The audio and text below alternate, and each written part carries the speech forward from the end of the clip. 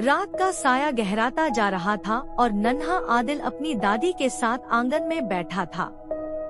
आसमान में टिमटिमाते तारे मानो किसी जादुई दुनिया का दरवाजा खोल रहे थे। आदिल हमेशा इन तारों को देखता और सोचता कि ये कहां से आते हैं और क्या इनमें सचमुच कोई जादू छिपा है। दादी ने मुस्कुराते हुए कहा, बेटा, अगर तुम पूरे दिल से विश्वास करो तो सितारों की दुनिया तुम्हारे लिए खुल सकती है। आदिल की आंखें आश्चर्य से चमकने लगी। जैसे ही उसने आकाश की ओर देखा, अचानक प्रकाश की चमक हुई और उसने स्वयं को दूसरी दुनिया में पाया।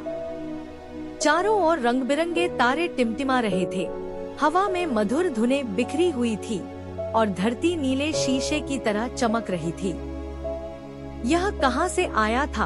आदिल ने आश्चर्य से सोचा।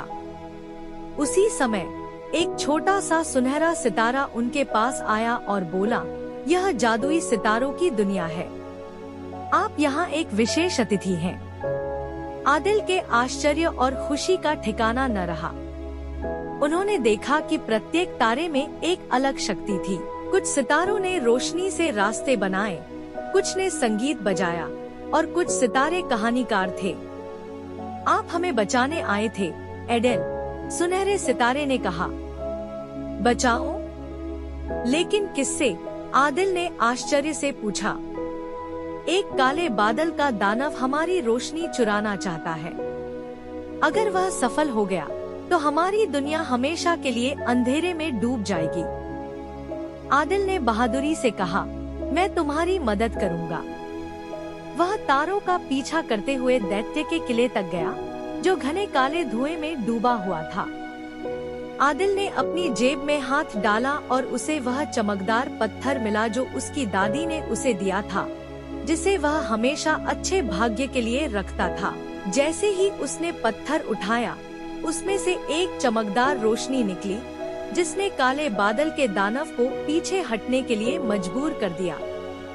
नहीं, यह प्रकाश बहुत शक्तिशाली है, विशाल चिल्लाया और पलक झपकते ही गायब हो गया। जादुई दुनिया फिर से जगमगा उठी, तारे खुशी से चमक उठे और हर तरफ खुशबू फैल गई। गोल्डन स्टार ने एडेल से कहा, आपने हमें बचा लिया। अब आपके वापस जाने का समय आ गया है, लेकिन याद रखें, आप हमेशा हमारे दोस्त रहेंगे। अचानक आदिल की आंख खुली तो वह अपने आंगन में था। दादी मुस्कुरा रही थी और आसमान में तारे टिमटिमा रहे थे, मानो उन्हें अलविदा कह रहे हों। आदिल ने आसमान की ओर देखा और मन ही मन सोचा, यह सपना था या हकीकत? लेकिन वह जानता था, सितारों की जादुई दुनिया उसके दिल में हमेशा जीवित रहेगी।